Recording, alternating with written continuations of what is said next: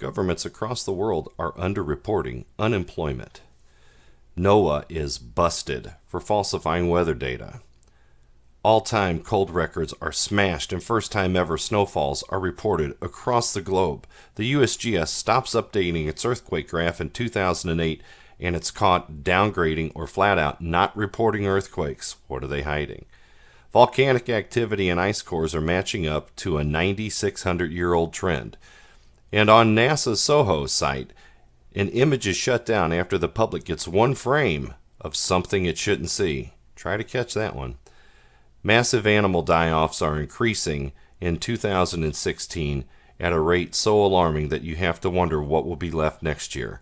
And the government is federalizing land and seizing mineral rights faster than ever. I bet you haven't heard any of these stories on the news. So what are they hiding? And what can we do about it? We are in the beginning of a series of global events that will get much worse.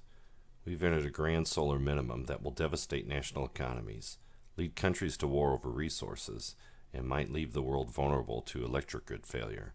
In any of these events, food and the ability to protect it will be the most important commodity in the world. If you are not prepared, your chance of survival is minimal. The following images are hard to see. Look away if you must. These are people that are starving or have starved. Starvation may be the most agonizing way to perish. It is a non-stop, all-consuming pain that will drive men beyond madness to do the unspeakable. But whether it's from natural disaster, economic conditions, or by the hand of man, the result is the same. If you choose not to prepare, you've made the choice to do this to yourself, your children, or your grandchildren in the near future. Governments around the world are aware of this. To date, only Russia and Pakistan have officially warned their people. Venezuela just told its citizens they will have to grow their own food. Grocery stores will not exist in a few years. It's paraphrasing the agriculture minister's statements. This pattern is clear. You won't be told by your government until it is too late. Trying to predict the failure of global markets that are manipulated daily, or put a date on global conflict and when it will affect you, or forecast when a solar flare will shut down the electric grid's a fool's errand. They would, however, expedite the process of people and governments taking every last available resource.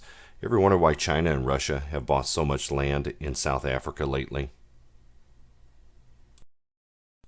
This cold period isn't going to happen. It is happening right now. Entire crop harvests have already gone offline in Asia because of freakishly cold snaps. Winter Storm Goliath killed more than 100,000 cattle in Mexico, Texas, and the South. And 30% of the Pacific sardine have died off this year, even with the commercial fishing ban protecting them. This pattern will intensify over the next 7 years, then hopefully start to warm again. In the best case scenario, crops that are going offline now will not come back until the same point in the upward part of the trend. When that's reached, in 14 years, we can hope to have crops back like we do today. But by 2017 and 18, 12 to 15% of global grain production will go offline. In 2016, 15% of America's large farms do not plan to harvest this year because government regulations are too stringent to overcome. And the soybean yields in the Ohio Valley last year were so bad that crop loans to plant this year are expected to be down over 30%. Banks just don't see farming as a good commercial investment. Now these trends, they're going to accelerate and throw the world into global conflict over resources. Why do you think the government wants your guns so badly? An unarmed population is much easier to control. We should be the last country to experience our way of life changing. But it will change. And all the money in the world will not stop this solar cycle. But that hasn't stopped the administration or the United Nations from trying to force their will on us. Take a look at the UN Wildlife Corridor Map and Agenda 21, which is now Agenda 2030, if you don't believe that there's a plan to take resources for your own good. But my guess is that the price of spice will indicate the beginning of food hyperinflation. When that starts, don't be the one without the chair when the music stops. You ever see a video of people bashing each other in the face over the last TV on sale at Christmas? Well, what do you think will come when it's the last loaf of bread and hunger has already set in? Riots will become a common occurrence. FEMA will come to the rescue, however, for those in need, disguising internment as salvation. But starvation, death, and horrors worse than death will not be unheard of. Global populations have been through these cooling periods since the beginning. But during the mini ice age, many countries lost 25% or more of their populations. Those were people that were much hardier and self-sufficient than we are today, and wildlife to hunt and fish was abundant then. Yet many of them still starved or froze in their homes. But here's the good news. We know it's upon us this time, and there is time to get your affairs in order.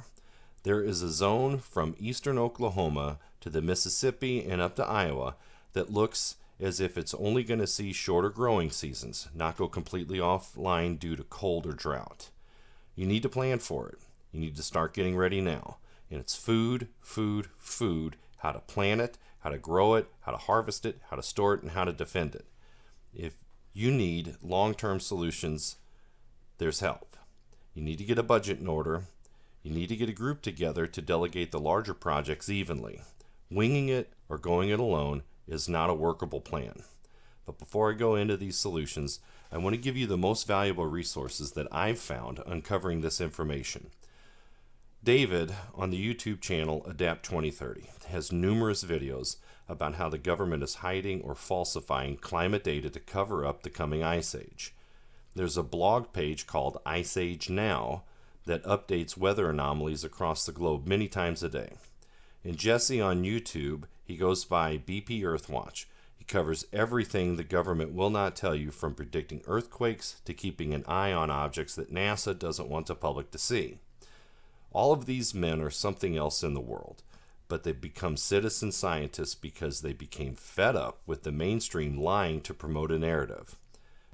A personal friend of mine and my wife's is John Moore. He can be heard every day on links to his radio show at thelibertyman.com. And these men will help you uncover the hard science behind what's happening. To do so in one video would be impossible. Now, solutions are simple, but you have to start now. No one on Earth was alive when the planet started warming up 200 years ago. So I might not have all the answers, but I've been researching this since 2012. And now the models are so accurate that the recent 8.3 magnitude earthquake in Sumatra, which was downgraded several times by USGS to whatever it ended up becoming, that was forecast 3 months ago. When that happened, I decided it was time to lay this out for this skeptical audience. Now, I want to help anyone that's willing to get through this. And the minimum that's needed, in my estimation, is so reasonable that I cannot bear the thought of those that I care about perishing when as little as $1.19 a day could save their lives.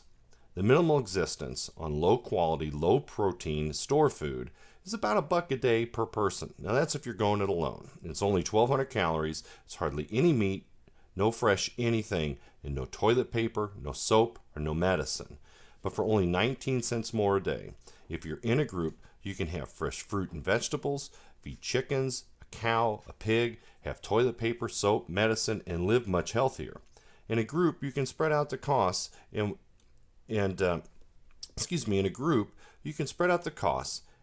work around that too. Although costs can be shared equally, skill sets, though, they're going to vary. So everyone will need to learn more than one of each of the following skills to survive long-term through this. So put someone in charge of procurement and implementation of each of the following and let them pick a second in command. Now you need short-term food and long-term seeds and general first aid. That's one person. Planting, growing, harvesting, and storing food. That's another. Building a greenhouse, getting used to grow light tech. That's another. Keeping livestock, butchering, curing meats, building a smokehouse. That's going to be another. Making or replacing electricity and making sure there's enough firewood. That's another. Put someone in charge of daily activities, getting a library together, and sanitation. That's another person. And then you have weapons, communications, training, and maintenance. Now, if you're a little imaginative, this can be done with 6 capable adults. As long as one of them already has defendable land that can grow food and has a wooded area, $1,000 a person should give you that slim chance you need, but if you work like heck, you can probably make it work. More land, more manpower, and more finances will increase your odds of survival. My suggestion is that every person in any group be equally invested in one way or another. Do not put your group in the position of having to decide whose children must starve so that theirs can live. Because unless you're the one bringing the most to the table, you will lose that argument every time. If one only has enough to buy seeds but knows how to plant and grow and can, then get doing it now. Whatever your skill or your resource, make yourself as valuable as possible and start working as a group. There will be a series of more in-depth videos from preparing on a budget to continuing daily life, but I want to leave you with one final thought about people you would like in your group or your neighbors that didn't see this coming. The moment you can no longer trust someone is the moment they realize you have the resources they need to survive. Good luck.